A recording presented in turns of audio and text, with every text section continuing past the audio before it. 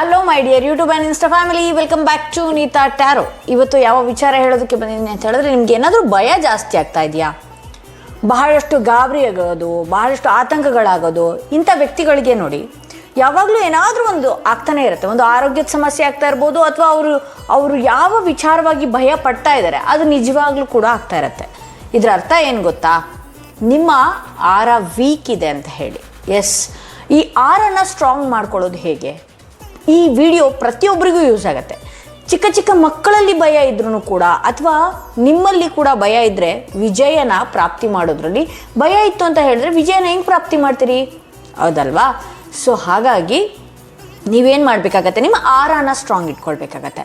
ನನ್ನ ಆರನ ನಾನು ಹೇಗೆ ಸ್ಟ್ರಾಂಗ್ ಇಟ್ಕೊಳ್ಳೋದು ಅಂತ ಹೇಳಿದ್ರೆ, ಅದ್ಭುತವಾದಂತಹ ರೆಮಿಡಿ ಭಸ್ಮ ಸ್ನಾನನ ನೀವು ಮಾಡಬೇಕಾಗತ್ತೆ.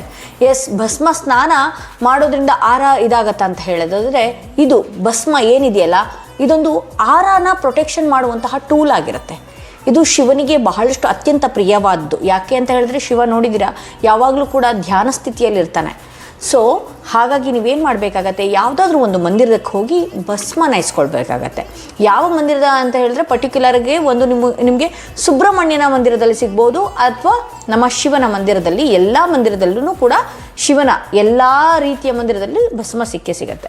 ಅಲ್ಲಿಂದ ಭಸ್ಮ ತಂದು ನೀವೇನು ಮಾಡಬೇಕಾಗತ್ತೆ, ನೀವು ಸ್ನಾನ ಮಾಡುವಂತಹ ಒಂದು ಬಕೆಟಿಗೆ ಹಾಕ್ಕೊಂಡು ಅದರಿಂದ ನೀವು ಸ್ನಾನ 7 ದಿನಗಳ ಕಾಲದಲ್ಲಿ ಮಾಡಬೇಕಾಗತ್ತೆ.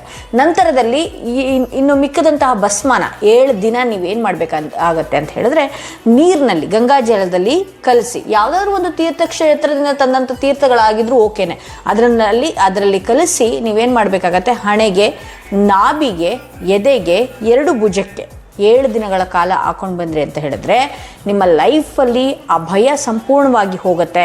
ನಿಮ್ಮ ಆರ ಪ್ರೊಟೆಕ್ಷನ್ ಮಾಡುತ್ತೆ. ಆರೋಗ್ಯದ ಸಮಸ್ಯೆ ಏನಾದರೂ ಇತ್ತು ಅಂತ ಹೇಳಿದ್ರೆ ಅದು ಕೂಡ ರಿಮೂವ್ ಆಗುತ್ತೆ. ದಯವಿಟ್ಟು ಈ ವಿಡಿಯೋನ ಯಾರಿಗೆಲ್ಲ ಯೂಸ್ಫುಲ್ ಆಗಿದೆ ಅವರು ಕೂಡ ಶೇರ್ ಮಾಡಿ ಅಂತ ಹೇಳ್ತಾ ಈ ವಿಡಿಯೋನ ಇಲ್ಲಿಗೆ ಮುಗಿಸ್ತಾ ಇದ್ದೀನಿ. ಮತ್ತಷ್ಟು ವಿಡಿಯೋದೊಂದಿಗೆ ನಾನು ನಿಮ್ಮನ್ನು ಭೇಟಿ